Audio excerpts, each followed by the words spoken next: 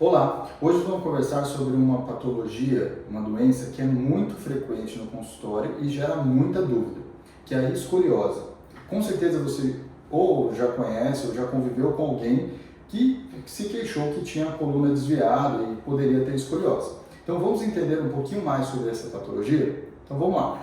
Primeiro, para a gente entender o que é escoliose, a gente tem que entender quais são as curvaturas normais da coluna. Nossa coluna tem algumas curvas que elas são consideradas normais. Então tem um vídeo que eu já fiz anterior, que vocês acessam por esse link aqui no canto da tela, que ele mostra exatamente como é a curvatura normal da coluna.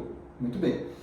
A escoliose, ela é uma doença porque ela é uma curvatura que não é normal, é patológica. E como que a gente identifica a escoliose, pessoal?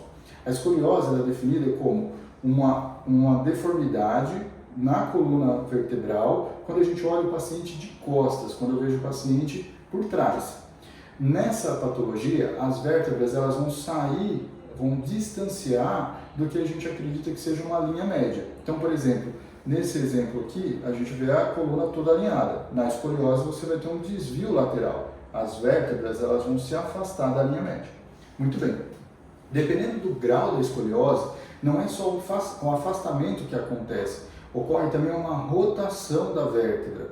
E isso vai gerar um outro sintoma que a gente fala, que é a formação de uma giba, um abaulamento na região posterior, na região da caixa torácica do paciente, na região das costas. Tá? Então, a escoliose é uma deformidade da coluna e é interessante a gente avaliar quais são as características de sintomas que o paciente vai ter. São basicamente 4 que a gente tem que analisar. Tá? Primeira delas, o paciente pode apresentar uma discrepância de ombros, um ombro ser mais elevado do que o outro. Isso sugere que o paciente possa ter escoliose. Tá? Uma outra característica é a distância do braço até o tronco quando o paciente está em pé e relaxado. Tá? Essa distância tem que ser simétrica de um lado e do outro. Quando esse triângulo ele é assimétrico, também sugere que haja alguma deformidade.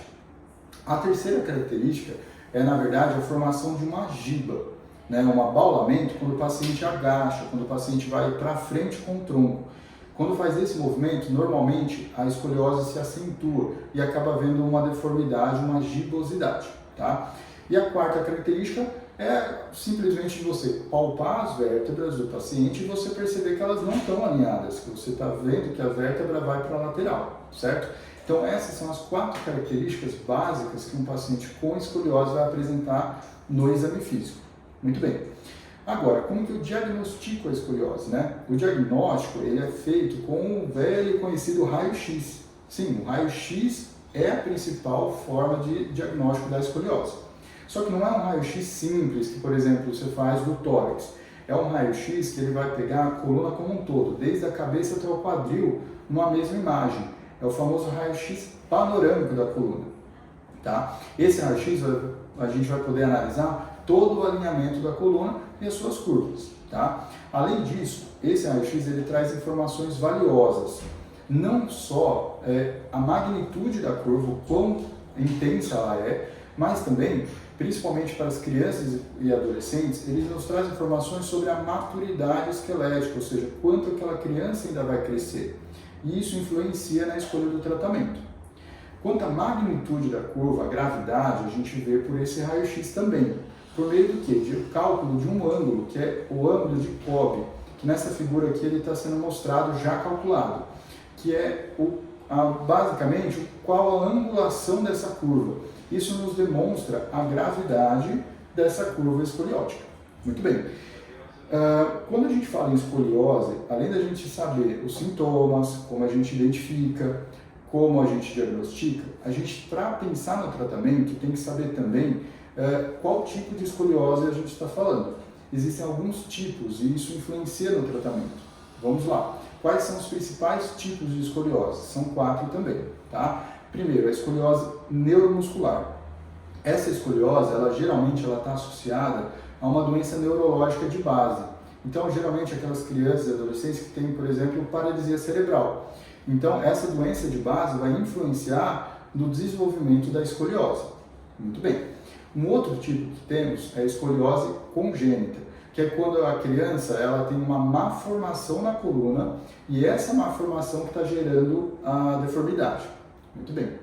O terceiro tipo que podemos ter é mais comum em idosos, que é quando tem uma escoliose que a gente chama de escoliose degenerativa, ou seja, por desgaste mesmo. Então, os elementos da coluna vão se desgastando de maneira assimétrica, diferente de um lado e do outro, e isso vai gerando a curvatura.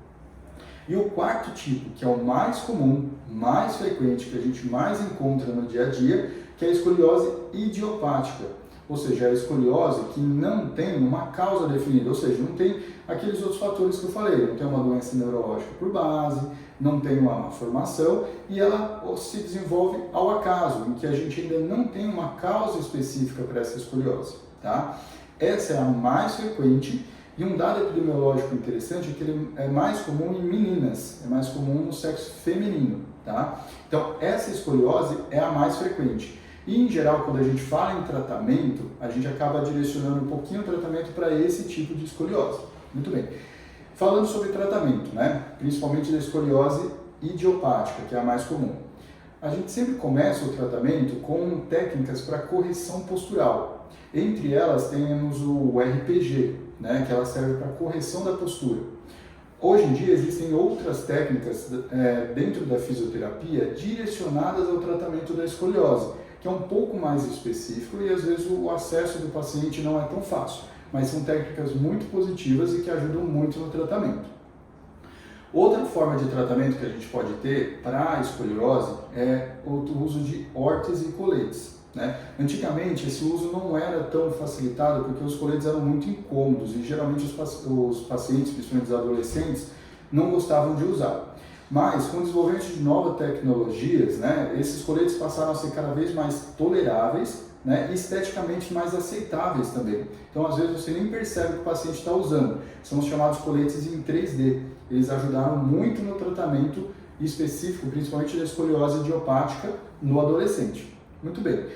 Nas curvaturas que são muito graves, né, então, geralmente com aquele ângulo que a gente falou anteriormente, entre 45 e 50 ou mais, eventualmente o tratamento cirúrgico está indicado. E esse tratamento cirúrgico também se desenvolveu muito nos últimos anos, né? Com o desenvolvimento cada vez maior de materiais que são mais resistentes, dão maior estabilidade e maior segurança durante o ato cirúrgico. Além disso, tem técnicas não necessariamente ortopédicas, por exemplo, a neuromonitorização, que foi um vídeo que a gente gravou já há um tempo, que vocês podem acessar por esse link, que são técnicas que vão aumentar a segurança no tratamento cirúrgico da escoliose, certo?